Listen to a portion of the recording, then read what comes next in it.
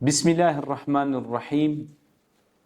Innal ladhina yakhshawna rabbahum bil ghaibi lahum maghfiratun wa ajrun kabir. Wa asiru qawlakum aw ijharu bihi innahu alimun bi dhati as-sudur. Falenderojmë Zotin e Madhreshëm, paqja qoftë mbi dërguarin Muhammed alayhi salatu wassalam. Mesazhe të fuqishme nga surja Mulk, ajeti 12 dhe 13 me radhë, ku Allah i Madhreshëm thot, ata që pa e parë i friksuan Zotit e vet, për ta ka falje dhe shpërblim të madh. E ju fshiheni ose thuajni fjalën tuaj haptas, s'ka dyshim se ai di çka fshihni në zemrat e juja. Pra ata që i friksuan Allahut, pra innal ladhina yakhshawna rabbahum bil ghaibi lahum maghfiratun wa ajrun kabir. Pra që i friksuan Allahut pa e pa, për ta ka falje dhe shpërblim të madh. Ky është kulmi i ihsanit. Pra kjo është me i friksu Allahit, me dashur Allahin, edhe pse ti nuk e sheh atë, me dashur sepse ai të sheh ty, të mbikëqyr, të furnizon, të begaton, të jep oksigjen, të ka krijuar dhe ti je krijesa e Zotit. Ky është kulmi i mirësisë. Kjo është pjedestali më i lartë i bamirësisë. Pra ti je i përulur, ke frikë krijuesin kudo që hes, kudo që shkon, dhe je modest dhe mundohesh me bë punë të mira konform rregullave dhe ligjeve të krijuesit që ti ke lexuar edhe në Kur'an, edhe në Sunet, dhe ti i praktikon ato dhe mundohesh të përmbash atyre.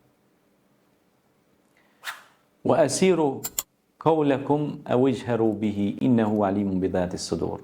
Pra e ju fshihni ose thuajni fjalën e juaj haptas, Allahu e di se çka keni ju pra në zemrat e juja.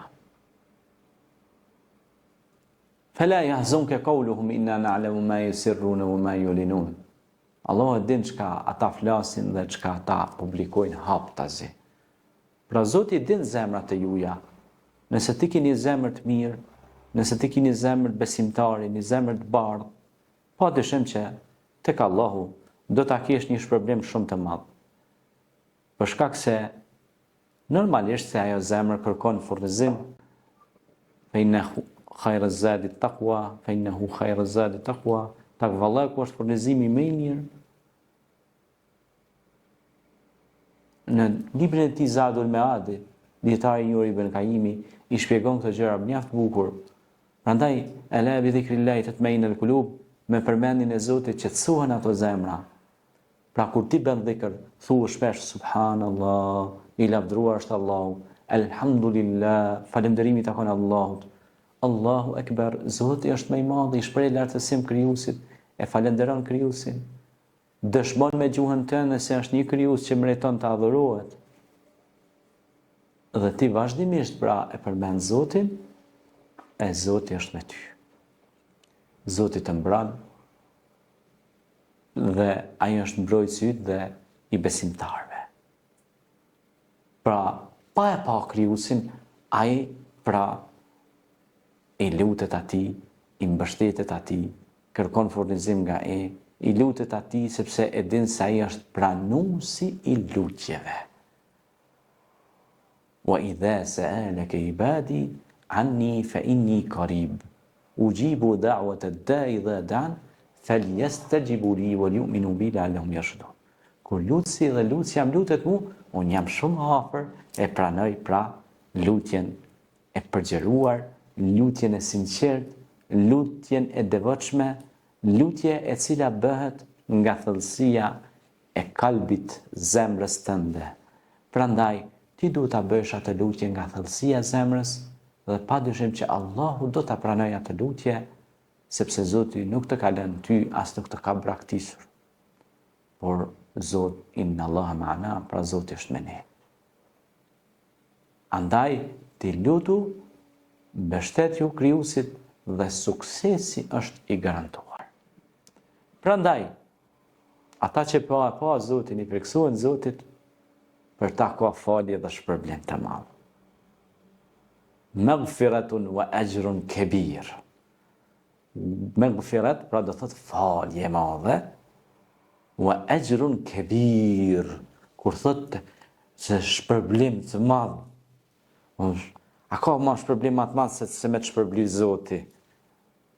Të shpërblimet vosrake, se të vogla, detajiste, kështu të njerëzve janë kaluse, mirë po me të shpërbly Zoti. Ka shpërblim më të madh se ai. Hasbunallahu wa ni'mal wakil. Kella, kurse si nuk mundet me pas shpërblim më të madh se shpërblimi i krijuesit fuqiplot. Pra Allahu e din çka mojnë zemrat e tyre ata njerëz. Nëse ka zemrën e besimtarit, Allahu e din. Prandaj bëjë zemrën tënde të pastërt, pastroj ata. Dhe mos e mush me njolla të nxehta dhe mbika të zeza, sepse pastaj do të hysh në pjesën e lemërishme ku Zoti thot në Kur'an: Khatamallahu ala qulubihim wa ala sam'ihim wa ala absarihim. Kjo është shumë e rëndë. Pra, vulloset zemra, Allah ka bloku, thot e ka vullosat zemër, atë dëgjim, atë shikim, pra ata kanë sy, po nuk shohin, kanë vesh, po nuk dëgjojnë. Kjo është gjendje shumë e lemërishme. Pra ndaj mos bini në këtë gjendje, por bëni dhikër, bëni punë të mira, flisni mirë, mendoni mirë, veproni mirë, kështu do të jeni më afër dhe me krijesat e Zotit, po dhe mbi gjitha me krijuesin tuaj që është Allahu te bareke ve taala, do ta keni gjithmonë rahmetin e krijuesit që ju ka falë dhe ju ka krijuar në formën më të bukur. Andaj çdo gjë filloni me Bismillahirrahmanirrahim, me emrin e Allahut, mëshiruesit, mëshirbërësit, me dashni, me ashk, me ruanijet, me shumë përkushtim, dhe pa dyshim që Zoti do të ja ty dhe ti do të kënaqesh. Këto dy ajete mjaft të rëndësishme nga Kurani famlar na mësojnë se ne duhet t'i friksohemi krijuesit dhe të largohemi nga veprat e ndaluara dhe të bëjmë vepra të lejuara dhe të arrijmë shpërblimin e madh tek krijuesi fuqiplot, të arrijmë të hymë në turmën e mu'minunve, besimtarve, dhe kështu që të ndjekim rrugën e Ebu Bekrit, Uthmanit, Aliut, radiallahu anhuma, Zoti qoftë i kënaqur prej tyre, ku ata ditën dhe natën vepronin punë të mira, punonin me duart e tyre halal me djersën e ballit, ndihmonin në punë humane, shpërndanin mirësi, ushqenin njerëzit nevojë dhe bënin punë që Allahu ishte i kënaqur me to, dhe Allahu u dha këtë botë, po padyshim u dha dhe botën tjetër. Allahumma rabbana atina fid dunya hasanatan wa fil akhirati hasana wa qina adhaban nar. Andaj të lutemi o Allah, na jep të mira në këtë botë dhe në botën tjetër dhe na ruaj nga zjarri i xhehenemit. Prandaj ne lutemi krijuesit që Zoti na forcoj këmbët tona, na jap shëndet të plot që të bëjmë vepra sa më shumë të mira me veten tonë, me shoqërinë që na rrethon, me komunitetin në tërësi. Andaj, gjitha këto ligjërime dhe mësime duhet të shpërndahen sa më shumë që njerëzit të edukohen, që fëmija di të sillet me prindin, e prindi me fëmin, dhe të ketë një komunikim urtakësh me urtësi duke dhënë urata dhe bekime me fjalë xhevahir të çmuar, siç thot Zoti në Kur'an, lu'lu wal marjan. Prandaj, nëse ne i friksohemi krijuesit, ne do të jemi më të qetë, do të jemi më të dashur me njerëzit, nuk do t'i paragjykojmë njerëzit, nuk do t'i përjashtojmë njerëzit nga rrethë dhe shoqëria që na ta thon. Dhe do ta kuptojmë botën me gjitha diversitetet e saj rreth e përqark nesh. Andaj, nëse dëshiron ta kuptosh botën me gjitha ngjyrat, drithijet dhe koloritet e saj, pa marrë parasysh.